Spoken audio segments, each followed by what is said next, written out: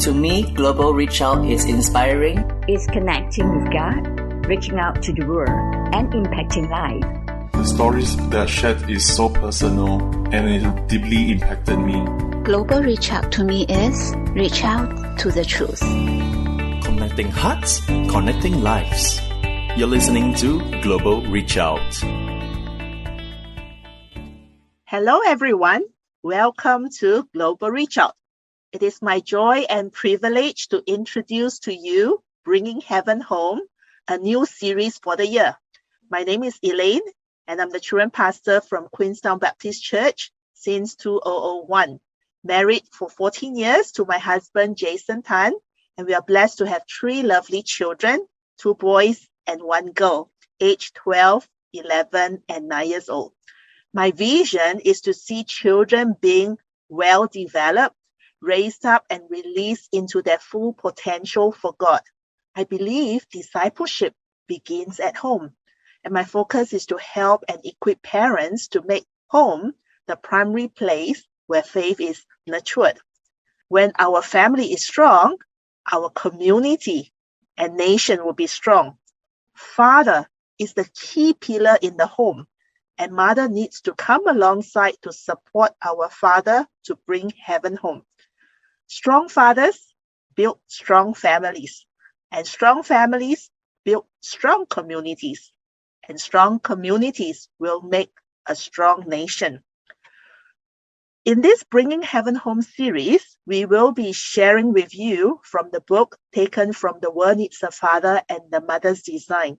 And we have lined up a team of trainers to present and share with you in the coming weeks on our learning journey, how we can bring heaven home together. Let me now introduce to you Boon Chun, who is one of the key coordinator of The World Needs a Father. He will share with us more what we are going through together in the coming weeks. Boon Chun, over to you. Thank you. Thank you, Elaine. I think it's a great privilege to be able to share what the World Needs a Father movement is all about. At the moment, I'm the appointment in Singapore since 2019. I've accepted that privileged position, so to speak, and I was very impacted by the teachings of World Needs a Father in 2016 when I attended the training by our founder, Cassie Carsten.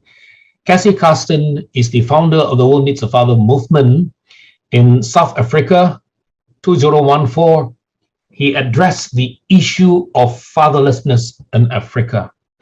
And so it is a tremendous movement that I've got myself involved in. And to begin with, if you notice in front of you the slide, the mission of the World Needs a Father is to eliminate fatherlessness, meaning to prevent Satan's ungodly influence upon us as fathers and the next generation, that is our children, by, as Elaine has said, bringing heaven home, meaning bringing Christ home into our home. And I'd like to touch from the bottom 2 very fundamental verses of the World Needs a Father movement. To begin with is Malachi 4, 5, and 6, and it says, "Behold, I will send you Elijah the prophet before the coming of the great and dreadful day of the Lord, and he will turn the hearts of the fathers to the children, and the hearts of the children to the fathers." So the calling of this movement is to get the fathers turning their hearts to the children and the children back to the fathers, reaching out to the children with love. Children will respond in love. What is before you right now are basically 10 chapters, and I'm running through within 5 minutes the connecting dots of what the World Needs a Father movement is all about, what the curriculum is all about, and is actually being used in so many ways to impact the disciple fathers. The first chapter, which is a very significant chapter, is called Satan Came to Earth. Now, if you hear that, so, but in reality, Satan has shown his ugly heads through pornography, through the LGBT movement, through, some of you may want to refer as COVID, through bringing in casinos into families, through a lot of illegitimate internet gambling, the media. People say, I don't see Satan, but Satan has shown himself in all this. Fathers need to be aware, because these are the areas our children are being influenced. They are actually the one fathering our children, not us. Because more and more kids are getting addicted to the media, to gaming addiction, and the fathers are at a loss. Now, I'm not saying this to glorify Satan, because if you go through the training, you'll be shown what it means, fathers, from the very beginning, to take authority, because Satan is already defeated. Satan came to earth, isn't it? Christ also have came to earth and gave a crushing blow to Satan's power. Problem is, a lot of fathers are just not taking the authority given to them. Now, this will be gone in detail when you go to the actual training itself. Then, because Satan is actually fathering our children, without the father noticing it, our children are crying out for the true father's love. And if they are not meeting it, if the fathers are not meeting the needs of the fathers, the children will continue to cry. They need the true father's love from God the Father and from the Father himself, who is supposed to be God with skin on. This continue every season. The children will be in pain. So fathers need to, from the very beginning, the beginning of birth itself, the first year, it's so important that the child are being well taken care of, not just by the mother, but the father coming alongside with the mother to give the child the kind of emotional bonding, true connection of love.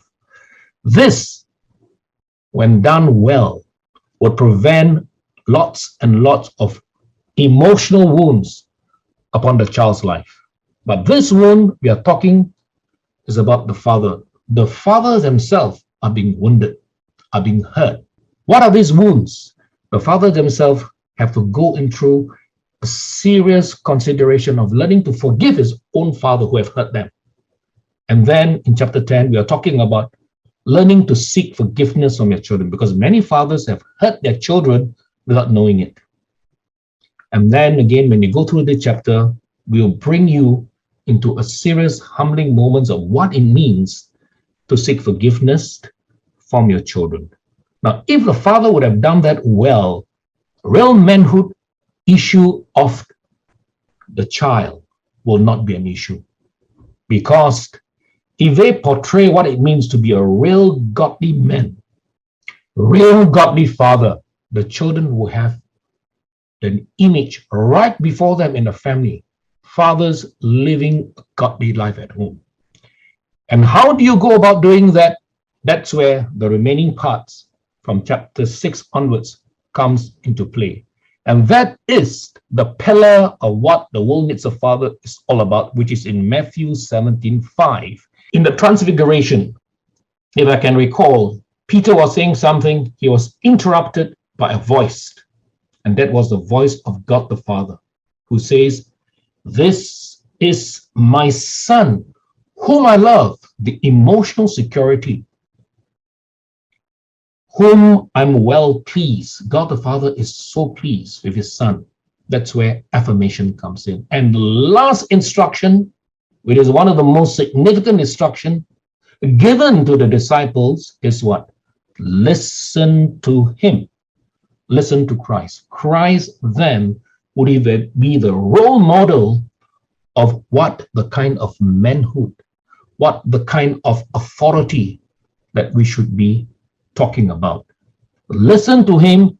And this part about moral authority is a very different teaching in the World Needs a Father. It's a moral authority of submission. Listening to Christ means learning to submit oneself under authority. And that's where you'll be going through how Jesus portrayed the moral authority. As a servant, And also when he addressed two groups of people, he's very fierce, very forthright. The devil, he will tell him, get thee behind me, Satan. To the scribes and Pharisees, he doesn't mince his word. He says, you brood and vipers. So when the fathers get the act of moral authority as a servant, serving their family, meeting the needs of the family, humbly, as what portrayed, washing the feet of the disciples, he indeed will be able to bring heaven home. And as he goes about doing it, he will then know what it means to confer, chapter 7, the identity of the child, be it a girl or be it a boy. Fathers plays a significant role to confer, to affirm the maleness, the gender identity of the male and female. And then you affirm by telling the child how precious he is to you and to God the Father. That is a continual movement that a father must consciously be working at in his relationship with his family in order to bring heaven home. And the vision we have is that we want to train and develop as many fathers to become not just theoretical trainer, but to be practitioner. Practice what they do. We're not interested so much of imparting knowledge. We want to see them working it out in the family life, and then when time permits, to mentor one father at a time. It is one of the motto that you see there. How do you impact the world? Changing the world one father at a time. The world needs a father as an introduction. As a father take upon himself to exert the right kind of moral authority at home, it makes a lot of difference to the family life. Moral authority to be exerted with a heart of compassion as a servant leader at home in meeting the needs of his family. And one of the first things that the father needs to do is to confer identity to his children. It is so paramount important. The male and the femaleness of the child. Fathers are the one that confer and affirm the identity of their children. That will bring them to feel emotionally secure when a father continue in a home environment, showing them unconditional love, meaning loving them with no expectation, just as they are. And as they move along in chapter 9 is to affirm them, to affirm the child's unique identity, to be able to accept their significance and to continue to provide them security. That makes a lot of difference to how the child feel about themselves. And when the father continues to do that, children to become men and women of God. And as he moves on to impact the world, he will change the world by impacting one father at a time. Thank you. The program is proudly presented by Global Reach Out. We welcome you to share our live enriching webcasts with family and friends through our website, global-reachout.org. Let's reach out to bless more lives together.